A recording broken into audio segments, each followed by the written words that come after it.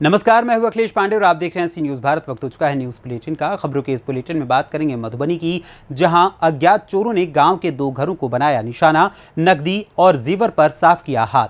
आगे खबर मैनपुरी से है, जहां ट्रिपल मर्डर केस के आरोपी को पुलिस ने मुठभेड़ में किया गिरफ्तार। साथ ही अगली खबर रायबरेली से है, जहां एम्बुलेंस संचालकों के बीच नंबर लगाने को लेकर हुआ विवाद, दिन दहाड़े चली गोलियां। और भी तमाम खबरों पर आइए विस्तार से करते हैं चर्चा। खबर बुरहानपुर जिले से है, जहां शाहपुर खामनी मार्ग पर गत वर्ष से बन रही पुलिया का काम आज तक अधूरा पड़ा है, जिससे आने वाली बारिश में किसानों को काफी परेशानियों का सामना करना पड़ेगा। अधूरी पड़ी सड़कों के कारण यहां हमेशा दुर्घटना का अंदेशा बना रहता है। कई बार छोटे मोटे वाहनों के एक्सीडेंट भी हो चुके हैं। वहीं लोक निर्माण विभाग को इस संबंध में क्षेत्रीय किसानों ने कई बार शिकायत भी की है, लेकिन आज तक उनकी समस्या पर ध्यान नहीं दिया गया, जिससे किसानों में काफी आक्रोश है। वहीं उचित कार्यवाही के लिए उन्होंने जिला कलेक्टर से इस काम को पूर्ण करने की मांग की है। मेरा नाम किशोर पाटिल है, मैं जिला पंचायत का सदस्य हूँ। ये पुलिया निर्माण कार्य जो हो रहा है, इसके लिए हमने ही निवेदन किया था PWD को, और उन्होंने निर्माण भी किया है। इसके ऊपर से 33 kVA लाइन जाती है, जिसके लिए बिजली विभाग को बार बार आवेदन देने के बाद में पिछले 7-8 महीने से उनके संपर्क में रहने के बावजूद आज तक ये बिजली हटाने का कार्य हुआ नहीं है। ये बिजली हटाने के सिवा यहाँ पे ये पुल बन नहीं सकता, क्योंकि बड़े वाहन यहाँ पे ऊपर उसको टच होने की संभावना है। अगर ये पुल बारिश में चालू नहीं हुआ तो यहाँ से लगभग 7-8 गांव का संपर्क टूट जाएगा। तो क्या नाम है आपका? मेरा नाम किशोर पाटिल। क्या इसके अगर नहीं चालू होता बारिश के पहले, क्या इसकी शिकायत की जाएगी? बिल्कुल की जाएगी, ज़रूर की जाएगी। मैं खुद करूँगा इसकी शिकायत। क्या मालूम, वो मुरुम डाल के वो ठेकेदार ने काम छोड़ दिया है कि क्या मालूम। तो इसकी तकलीफ तो बारिश में बहुत आई है, फिर दिक्कत आएंगी ना अभी बारिश में। तो इसकी क्या शिकायत किसान द्वारा की जाएगी? हाँ, अभी देखते हैं क्या। अभी शिकायत, बारिश में बहुत दिक्कत आएंगी, यहाँ कीचड़ होगा और गाड़ी नहीं जा पाएगी, मारेंगे, किसानों को ही दिक्कत है। पहले भी दुर्घटना हो चुकी है छोटी छोटी यहाँ पर। हाँ। क्या नाम आपका? भागवत भटकर। कि हम यहाँ से जो अभी गुजर रहे हैं, ये बारिश के पहले गुजर रहे हैं, तो हमको दिक्कत इतनी हो रही है कि हमारी गाड़ी यहाँ से निकलना मुश्किल है।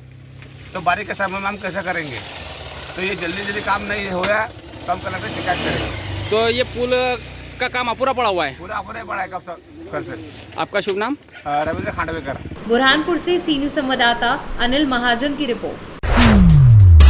खबर मधुबनी जिले से है, जहां बाबू बरही थाना क्षेत्र से चोरी का एक मामला सामने आया है, जहां चोरों ने बाबत जटही गांव के 2 घरों को निशाना बनाया और घर के पीछे का दरवाजा तोड़कर घर से 85,000 रुपए नकद, आभूषण, एक मोबाइल और कपड़ों को चोरी कर लिया। वहीं थाना अध्यक्ष चंद्रमणि ने बताया कि गृह स्वामी के आवेदन पर पुलिस कार्यवाही कर रही है। जल्द ही मामले का खुलासा कर दिया जाएगा। कैसे घटना ये चोरी कैसे हुआ था, आपको जानकारी है? रात को 2-2:30 बजे लगभग हम आए तो ये चोरी हो चुका था, लेकिन हमको पता नहीं लगा। फिर सुबह दूसरे पड़ोसी के घर में जब चोरी हुआ था तो हम लोग अपने घर में देखे नहीं, उसके यहाँ गए हैं देखने के लिए। और तब हमारा बेटी चिल्लाते हुए गया तो वहाँ से आया तो हमारा ये सामान लेके चला गया था पेटी। इसमें क्या सामान था? इसमें तो कम से कम 10,000 का तो कपड़ा लत्ता था, 10 भर का पायल था इनका। वो सब ले गया है। देख रहे हैं डिब्बा डुब्बी खाली सब छोड़ दिया। 2-3 ठो पेंट शर्ट था सियाराम का, वो सब निकाल लिया है, अब खाली डब्बा रख दिया है उसको। अच्छा, कितना मतलब कितना रुपया भी चोरी हुआ है? नहीं, उसमें पैसा वैसा नहीं था। और घर में कुछ नहीं? नहीं, उसमें और कुछ नहीं था। क्या नाम है आपका? श्याम महतो। पिता का नाम? श्री फकीर महतो। बोले भोकरपट। हाँ जी। कैसे घटना घटा, क्या घटना है बताइए। हुआ क्या, तो हम लोग विगत रात जो है, आज मतलब समझिए कि जो 19/6/2023 को सुबह 1:30 बजे से 2:30 बजे के बीच हमारे यहाँ चोरी हुआ। और चोरी के क्रम में पहले मैंने इस रात जो है तो 12:30 बजे के आसपास हम लोग स्टडी कर रहे थे, पढ़ाई कर रहे थे। और पढ़ाई करने के बाद हम लोग सो गए। सोने के बाद फिर हुआ क्या, तो जब देखे कि मतलब पूरा गेट उठ ला के सो गए, तो जब सोने के बाद 1-1.5 घंटा के बाद मेरी माँ जगी और जगने के बाद जो है सो उनको देखा कि मतलब गेट उट खुला हुआ है, तो हमको उठाई जो अरे गेट उट खोल के सोया है तुम लोग। तो हम बोले कि नहीं, तो ऐसा बात तो नहीं है। तो फिर हम लोग घर में देखे कि पूरा सामान जो है सो इधर उधर है। तो फिर हुआ क्या, तो फिर हम लोग सब खोजने लगे। खोजने के क्रम में देखा गया कि मेरे यहाँ से 85 एक अटैची में था 85,000 रुपया। उस अटैची में एक भर सोना अलग से था। और फिर मेरे दूसरे रूम से 8.5 ग्राम सोना और साथ ही जो है सो 15,000 रुपया हमारे जींस में था ये रुपया। और इसके बाद जो है घड़ी, मोबाइल इत्यादि जो है सो सामान लूटपाट लेकर करके कितना का चला चोरी गया। हुआ है? करीब क्या? कितना का चोरी हुआ है? कितना रुपए का चोरी लगभग हुआ? रुपया जो है सो 85,000 रुपया अटैची में था और 15,000 रुपया इसमें था। 1 लाख रुपया एक मुश्त ले गया। कुल संपत्ति लगभग? हाँ? कुल संपत्ति कितना चोरी हुआ होगा? टोटल 2-2.5 लाख रुपया होगा। 2-2.5 लाख रुपए? हाँ, 2.5-3 लाख के आसपास का संपत्ति होगा, क्योंकि लगभग सोना भी था तो समझिए कि 1.5 लाख के आसपास का था। और बाद बाकी उसमें कुछ सामान था अतिरिक्त और पैसा भी था 85,000 एक मुश्त और 15,000 हमारे जेब में था। तो 1 लाख। इसका शिकायत थाना में किए क्या? इसका शिकायत थाना में किए हैं? क्या चीज़? इसका शिकायत थाना में किए हैं? मतलब थाना में शिकायत किए हैं? हाँ, थाना में शिकायत हम किए। अभी थाना आए भी थे। अच्छा। तो थाना आए तो फिर मतलब पूरा देखे, मतलब निरीक्षण किए। निरीक्षण करने के उपरांत उनको ऐसा महसूस हुआ कि जहाँ जहाँ गए होंगे पीछे भी मतलब पीछे गाछी का भी निरीक्षण किए, भाई कहाँ इधर से भागा होगा। तो इसके बाद हमको बोला कि जो भाई का पिटीशन दीजिए, 8:30 बजे आके अपना थाना पे बड़ा उससे छोड़। क्या नाम हुआ आपका? क्या नाम हुआ? मेरा नाम हुआ शिव। अच्छा। पिता का नाम? हाँ, पिता का नाम? राम दुलार महतो। ये कौन सा जगह पड़ता है? कौन सा गांव पड़ता है ये? जी, कौन सा गांव है ये? ये टोले शंकरपट्टी खोजपुर के अंतर्गत पड़ता है।